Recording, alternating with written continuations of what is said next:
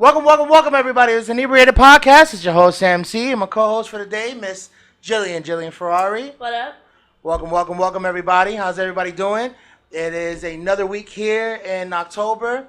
We're having some new things going on. We got some nice little surprises going to be happening for all our viewers. Just wait and see. I got some nice little details coming up for you guys. So please stay tuned to the Inebriated Podcast. Here we are. Miss Jillian Ferrari, what's going on in your world? Excited for Halloween, actually. That's been on my mind today. Really? What I want to do, obviously get drunk. Right. But, where has been the topic of conversation. Okay. Like what's some of your favorite places in South Florida to visit? Because, I mean, obviously people that have never been here, you know, it's a different experience. Like some people are having a winter October, like, already. I know. Somewhere's had, like, some crazy blizzard recently.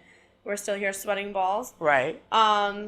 Favorite places? I don't know. I think South Beach isn't exactly my thing. I don't care for Miami too much, but Fort Lauderdale is kind of more my style, if anything. I read about some bar crawls and some parties that were happening, but, you know, we have the wedding the next day, so we can't really get too fucked up on Halloween. Right.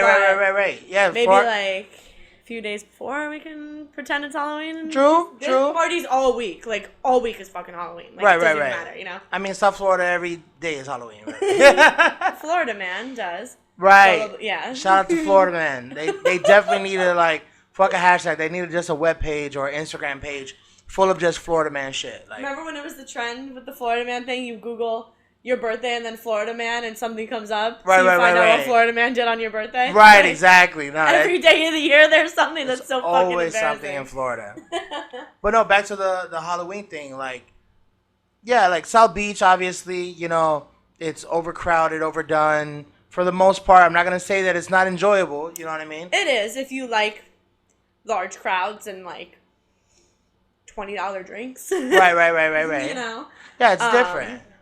Wynwood, when we went for Halloween, remember how fucking crazy it was down there? Crazy packed. It was crazy packed. So, and the parking was a nightmare, remember? So Right. I don't know if that would be the best idea, but I think that bar crawl in Fort Lauderdale might not be too bad of an idea. True. It has specials, no covers on things with the wristband they give you, so seems like it would be cool. They have bar crawls down there all the time, and like I always wanted to go to one, but like never did. You know, I guess I didn't care that much, but I think it would be cool to do that for Halloween. Right. Okay, no, You know? I hear you on that. Or, you know, right now what we have going on now in South Florida, in the heart of Hollywood, Florida, is the Hard Rock. The Hard Rock Hotel and Casino.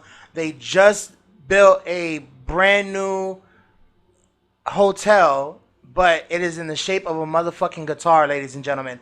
A fucking blue color changing guitar. Like, it's blue stained glass all around, but that motherfucker is every color you can think of at night. It literally lights up the sky. They're saying that actually the lights shoot up to where you can see it from space.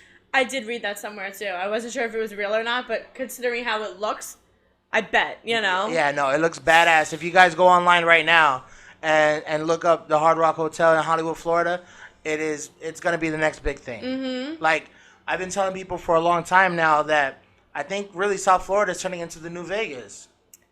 It is, I think, especially more so with this now. I'll just wait until to see what happens when it actually is open and everything there is open. Right. The grand opening's Next week. this coming weekend. Yeah. The 24th. So we'll see what goes on there. And they have the day club, the night club that's coming up, and I don't know what else they're gonna have, but it's gonna be crazy. Yeah. That whole concept is like crazy to me. Like, I mean, it's not too crazy now that we've experienced some things. Like 2 weeks ago, we visited another club that was jam packed during the day. At least over 500 people for brunch on a Sunday. Like, that was amazing. But I think this Hard Rock thing is gonna take it to the next level. I think that what they're gonna be doing as far as their atmosphere, especially like they're trying to bring the ocean inland. Like, literally, they built the hotel, like, aquatic area. Just, I mean, they basically took up like 2 parking lots to make a pool. So this is probably one of the biggest pools in South Florida right now. Probably. That I can imagine. Yeah. And even where it is, like location wise, with it being close, well, not obviously right next door, but like in relative proximity from the airport. Right. Fort Lauderdale International Airport is basically right there. Like, they know what they're doing. Oh, yeah, for sure. Especially that all the entertainers come down here anyway. I know. They got to perform at the Hard Rock Live. They obviously probably stay at the Hard Rock Live. Like, you get a hotel that, attractions, clubs, restaurants, a pool, a bar, concert venue, all in one spot. You don't even have to leave the fucking resort. Right. You don't. I wouldn't be surprised if there's like a family that lives in the Hard Rock, or like a single bachelor, or oh my God, imagine. or somebody's ex-husband just like living, or somebody's current husband. Right, or somebody's current husband living in the Hard Rock. Like, honestly, like it's literally becoming a one-stop shop for a Florida lifestyle. Yeah. And like with this grand opening, I think it's gonna change the game.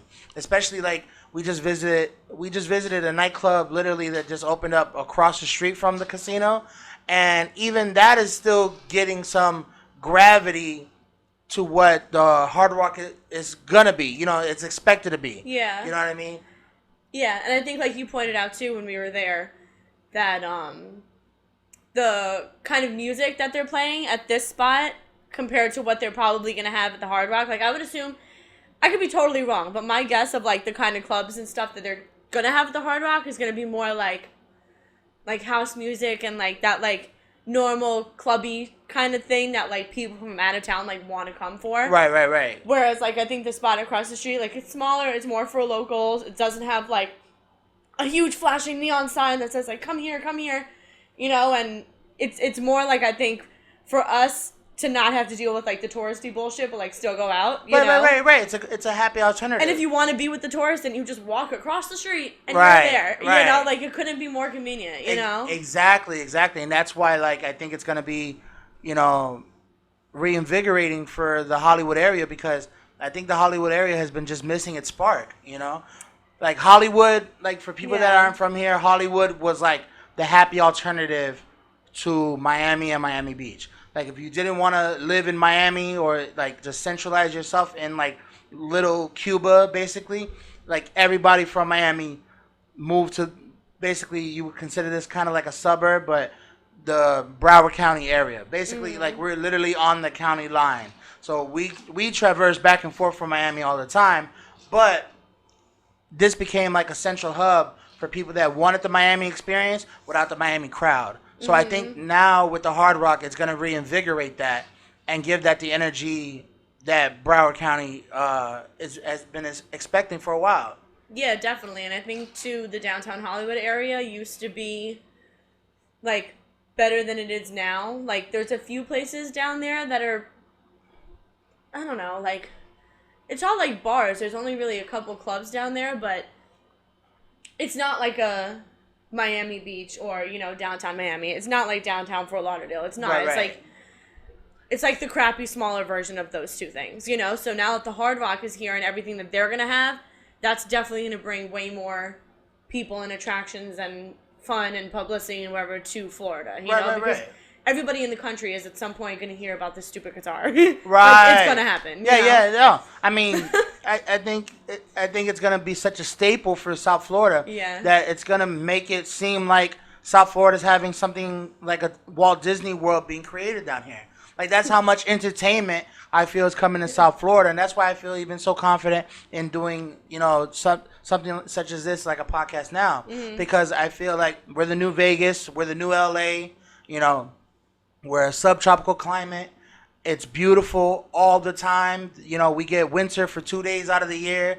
Like, I mean, there's really nothing better. I mean, honestly, I mean, and this is just my opinion. I'm not saying that everywhere else isn't great. It's just, you know, Miami is definitely, I think, coming on the map. That's what I mean.